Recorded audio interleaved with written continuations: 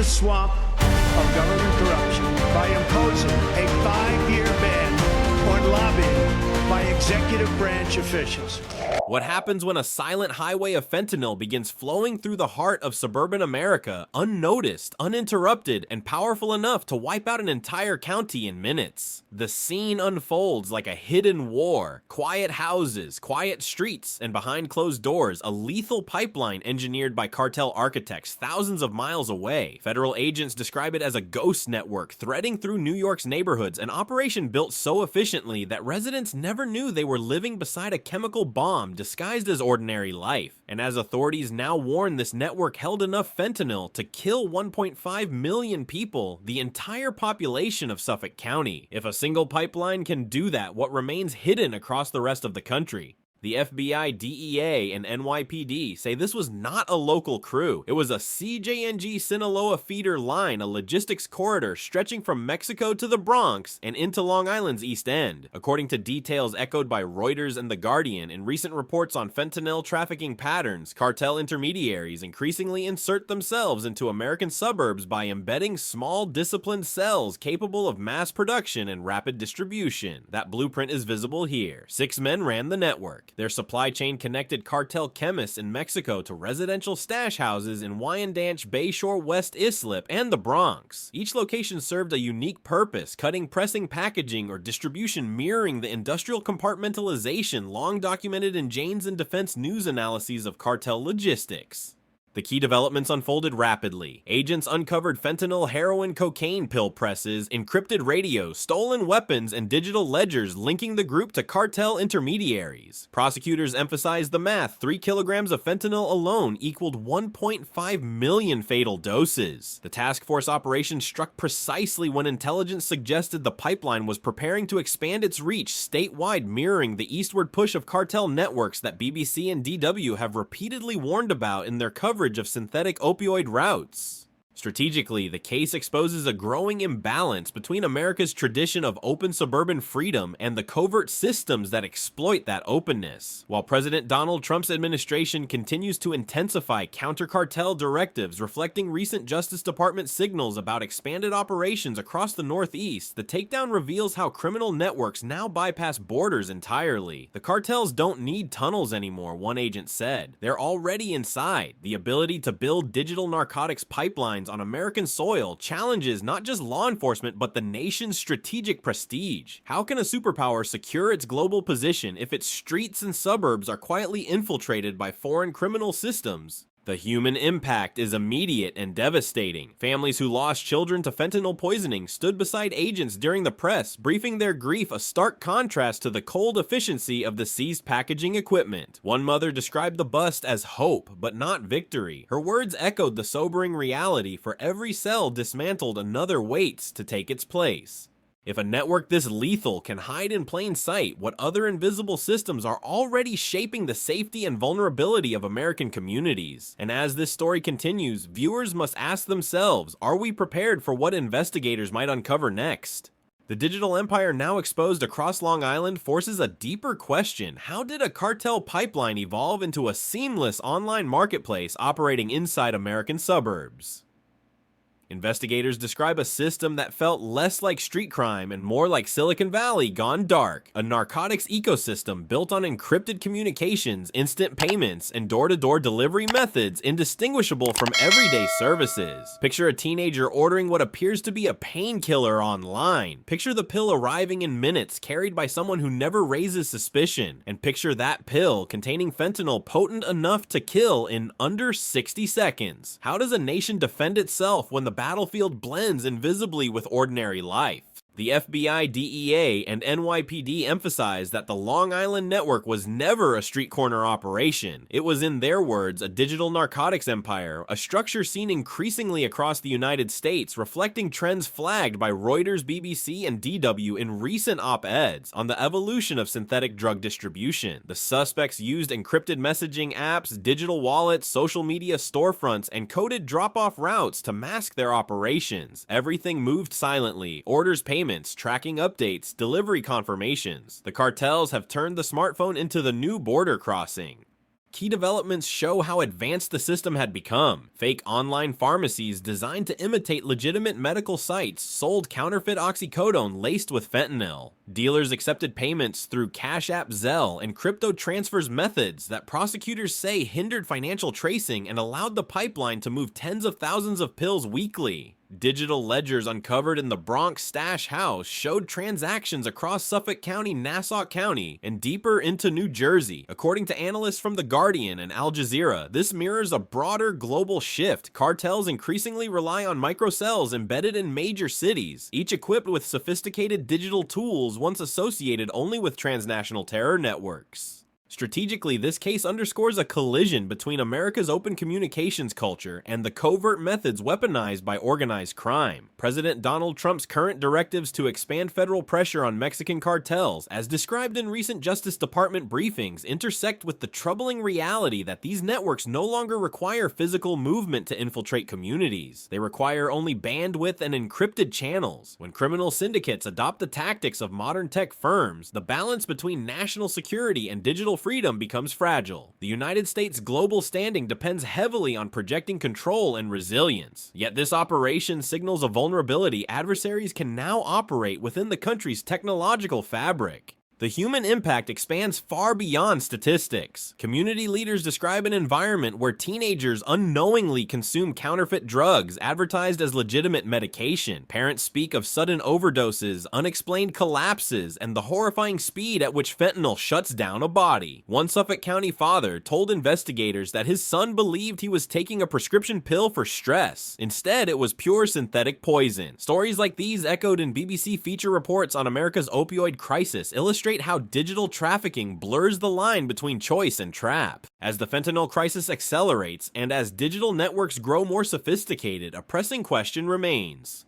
How can communities defend themselves against an enemy that hides inside the very technologies people use every day? The scale of the Long Island pipeline became unmistakable the moment agents entered the stash houses, each one a carefully engineered node in an industrial narcotics machine. The first question that emerged from investigators was chilling: how many people lived just steps away from these miniature cartel command posts without ever realizing what was unfolding behind their walls? The scenes inside were startling. Floors dusted with chemical residue, plastic-wrapped bricks stacked like inventory, weapons staged beside digital scales. This was not the chaos of street-level dealing. It was the order, precision, and discipline of a multinational syndicate operating inside American neighborhoods. The Wyandanch location was the heart of the operation. According to agents, it held 3 kilograms of fentanyl, 5 kilograms of heroin, 1 kilogram of cocaine, and over 2,000 counterfeit pills. One suspect was found asleep beside a loaded handgun narcotics bags left open on the table. As noted by Reuters in recent investigations into fentanyl manufacturing sites, these environments mirror cartel micro-laboratories, compact, invisible, and lethal. Every tool had a purpose. Grinders cutting agents, packaging trays, and a money counter humming in the corner. The potency inside that single room equaled the potential deaths of 1.5 million people.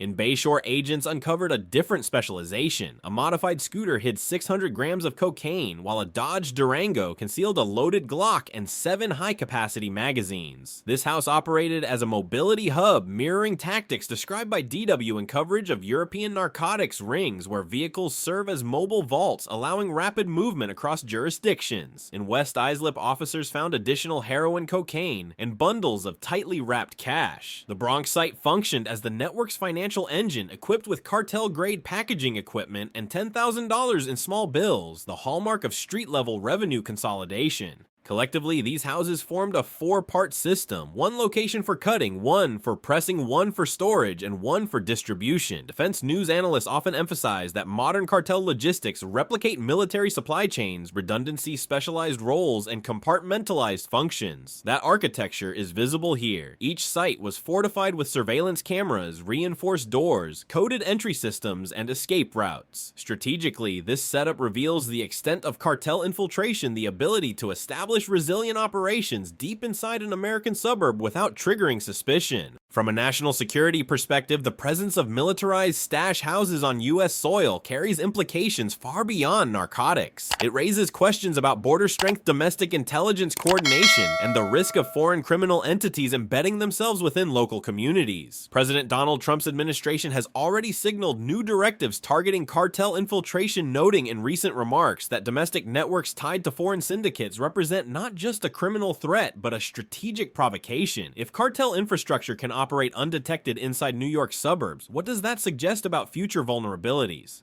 The human impact remains the most haunting aspect. Families living near these sites had no idea that lethal quantities of fentanyl were stored just yards away. Children walked past houses filled with enough narcotics to poison entire neighborhoods. Parents went to work unaware that cartel distribution lines ran beneath their daily routines. And as prosecutors warned, without this takedown, the network was prepared to expand statewide. If industrial-scale narcotics sites can blend seamlessly into America's suburbs, the question becomes unavoidable. How many more hidden nodes are already operating across the country waiting to be discovered, or worse, never discovered at all? The moment agents cataloged the weapons seized across the stash houses, a new and alarming dimension of the operation came into focus. How did a suburban narcotics network assemble an arsenal that looked less like street crime and more like the loadout of a paramilitary unit? The question sharpened the gravity of what investigators had uncovered. This was not merely drug distribution. This was enforcement, cartel-style enforcement brought directly onto American soil. Inside the homes, officers recovered a chilling array of firepower 2 Taurus 9mm pistols, a Glock 43X, a Mossberg 22 rifle, a 20-gauge shotgun, and multiple 50-round drum magazines. Tactical vests, body armor, encrypted radios, and surveillance equipment completed the picture. As highlighted in The Guardian's recent reporting on CJNG enforcement groups, cartels often arm their domestic cells to mirror the discipline of their Mexican counterparts, training them to protect stash sites, enforce debts,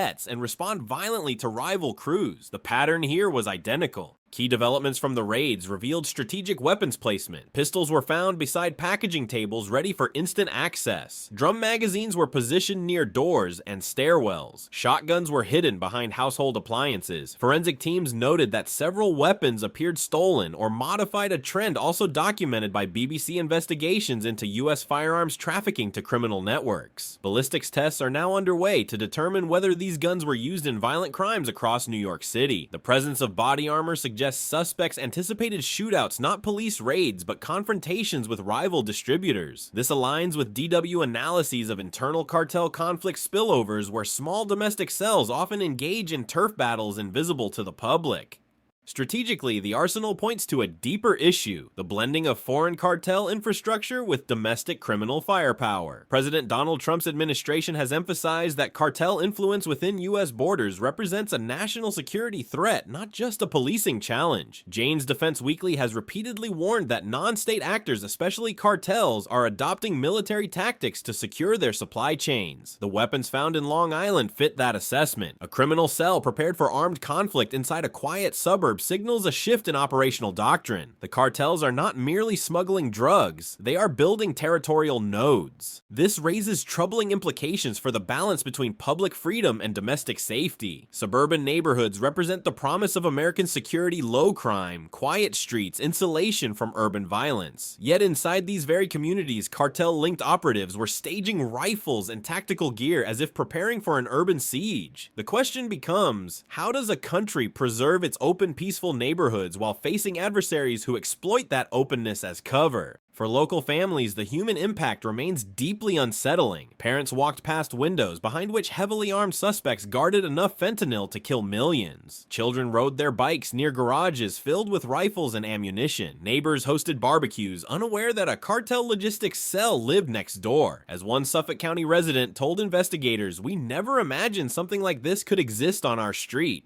And now a larger question looms: if cartel operatives feel emboldened enough to bring military-style weapons into American suburbs, what will the next stage of this hidden conflict look like, and are communities ready for it? The 6-month undercover operation that brought down this pipeline unfolded like a high-stakes chess match. Quiet moves, careful surveillance, and a final coordinated strike designed to dismantle an entire criminal ecosystem in a single day. But one question haunted investigators from the outset: how long could this network have continued expanding if federal teams had waited even a few weeks longer? Intelligence suggests the answer is alarming. Agents say the group was on the verge of doubling its distribution territory, extending beyond Long Island into statewide corridors that would have fed fentanyl, heroin, and cocaine deeper into the Northeast. The timing of the raid was not just strategic, it was life-saving. The operation began with 13 controlled buys, each one designed to map the structured communication routes and hierarchy of the network. Undercover officers purchased more than 7,400 counterfeit oxycodone pills and nearly 3 kilograms of cocaine transactions valued at $245,000. Digital intercepts tracked payments through encrypted apps, while surveillance units followed pickup cars across Suffolk County, Nassau County, and the Bronx.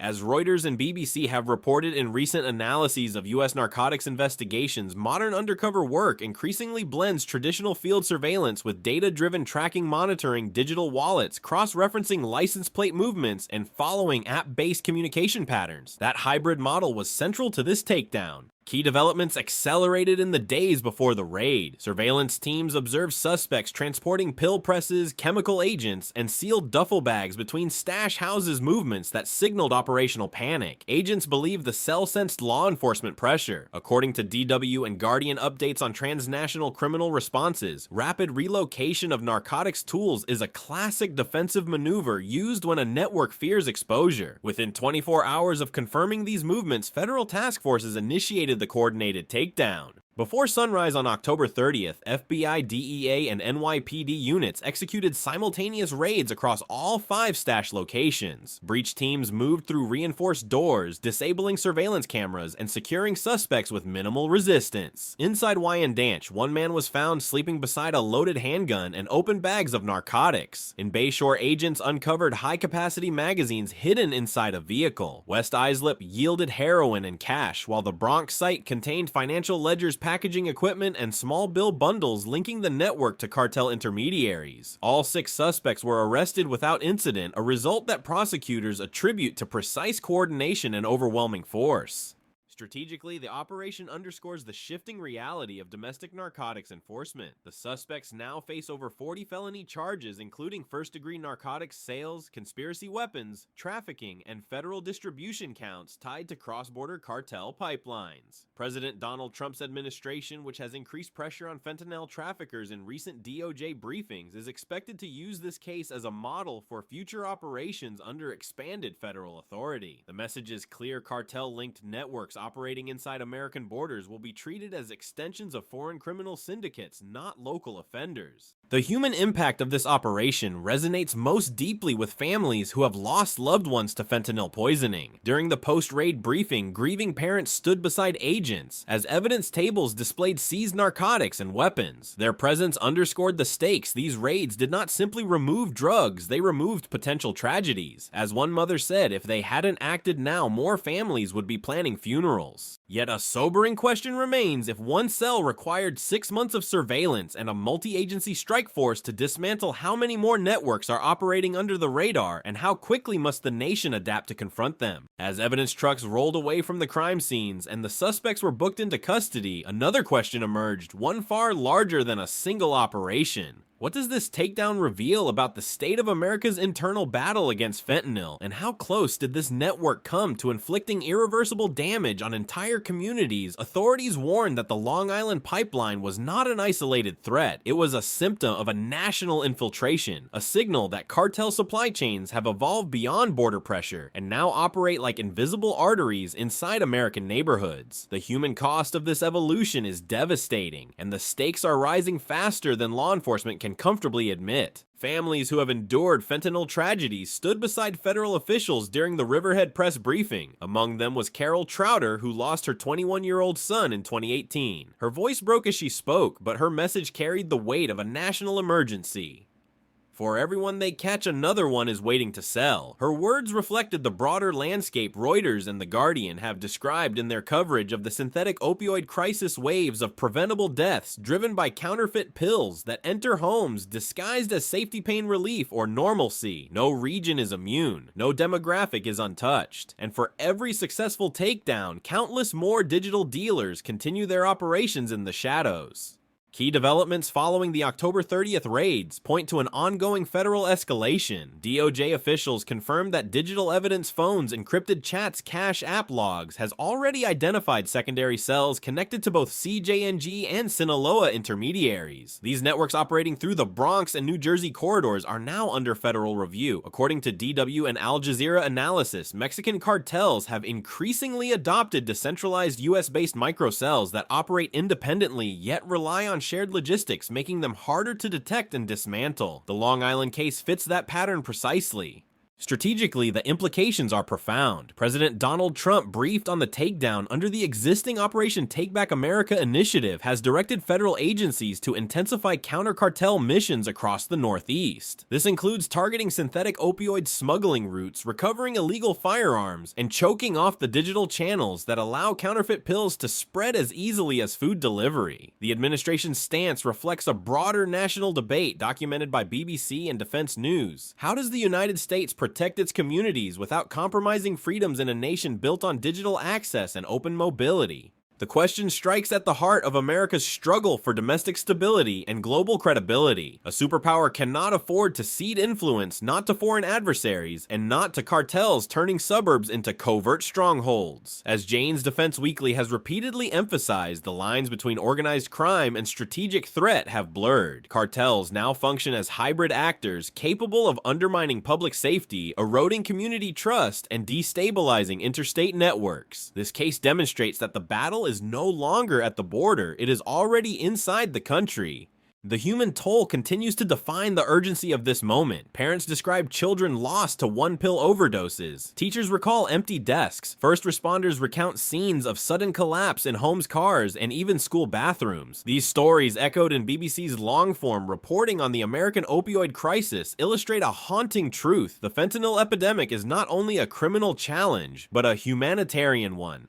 As the investigation widens and federal commands intensify, one final question remains for every viewer, every parent, and every community. If this is the pipeline, federal agents manage to stop what dangers are carried by the ones still hidden, and how long before those systems strike even closer to home? The dismantling of the Long Island fentanyl pipeline revealed a sophisticated CJNG Sinaloa distribution network hidden in plain sight across suburban New York. Investigators uncovered enough fentanyl to kill 1.5 million people, along with heroin cocaine pill presses, surveillance systems, and military-style weapons. The network operated like a digital e-commerce empire, using encrypted apps, crypto payments, and social media storefronts to sell counterfeit oxycodone pills laced with fentanyl. Multiple stash houses across Wyandanch, Bayshore, West Islip, and the Bronx served specialized roles mirroring cartel logistics, cutting, pressing, storage, and distribution. A 6-month FBI, DEA, NYPD undercover operation, including 13 controlled buys, led to synchronized raids on October 30th. 6 suspects now face over 40 felony charges. Digital evidence is already pointing to secondary cells linked to Mexican cartel intermediaries. President Donald Trump has directed expanded federal action under Operation Take Back America to target fentanyl corridors, digital trafficking networks, and cartel infiltration.